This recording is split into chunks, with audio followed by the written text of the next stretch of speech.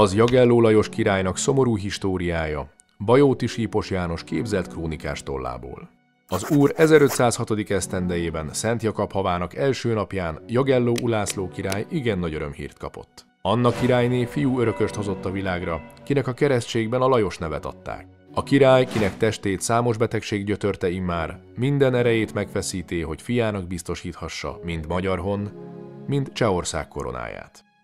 E nemes cél érdekében szövetséget kötött Miksa német-római császárral, melynek kötelékében Lajost még gyerekkorában Habsburg Máriával jegyzékel. Mikoron Ulászló királyt örök nyugalomra helyezték, az árva Lajost, ki akkor még csak 10 esztendős vala, magyar hon trónjára emelék. Szegény gyermek, apja után zavaros idők örököse lett.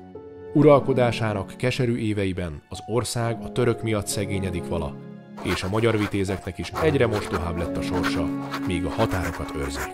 Midőn Szulejmán személyében új szultán került a trónra, ki a magyar föld ellen támadt, Lajos király 1521 esztendejében bátor szívvel elrendelte Nándorfehérvár védelmét.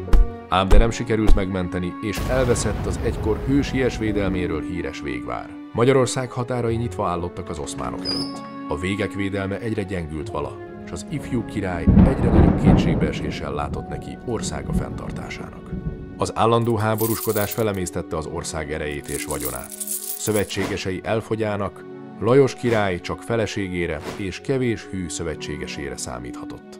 Látván a kiüresedett kincstárat, 1521-ben új dénárokat veretett, ám ezekben oly kevés ezüst vala, hogy a nép körében csak elégedetlenséget szültek. A déli végek védelmére a bátor és tapasztalt Tomori Pált kérte fel, ki ezért még a kalocsai érsekséget is elnyerte.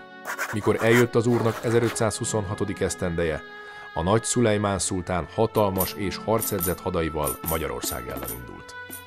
Az ország lassan készült vele támadásra. A seregek csak aratás után indultak, és a fővezér kérdésében is nehezen jutottak dűlőre. Az összevont sereg létszáma az oszmánokhoz képest csekély, az ifjú Lajos király pedig még tapasztalatlan. Miközben a király gyarapodó hadával a Duna mellett délfelé haladt, és Szulejmán hadai Péterváradot már rég megostromolták és birtokukba vették, majd a Dráván átkelve Magyarország szívébe hatoltak. Mohácsnál állt ki az ifjú király s dicső seregének maradéka, ám Isten akarata úgy rendeli, hogy az oszmán sereg mind létszámában, mind erejében fölülmúlja a magyarokét. Egy nyárutó végi délutánon megkezdődött a csata, melyben az magyar sereg fele elveszett, sok nemes és vitéz porban hevert, Lajos király pedig szerencsétlenül a Cselepatakba fulladt. Testét csak Mincent havában lelték meg. Székesfehérvárra vitték, hol Szapolyai vajda vezérlete alatt nagy pompával temették el. Lajos emlékét hűséges özvegye, Mária királyné őrizte haláláig, ki eztán soha többé férjhez nem ment. Végrendeletében így emlékezett meg ő róla.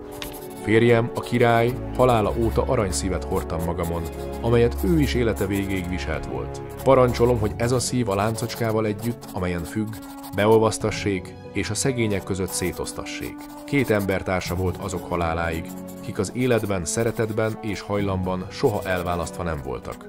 Azért semmisüljön meg az, és változtassa meg alakját, épp úgy, mint az egymást szeretők testei.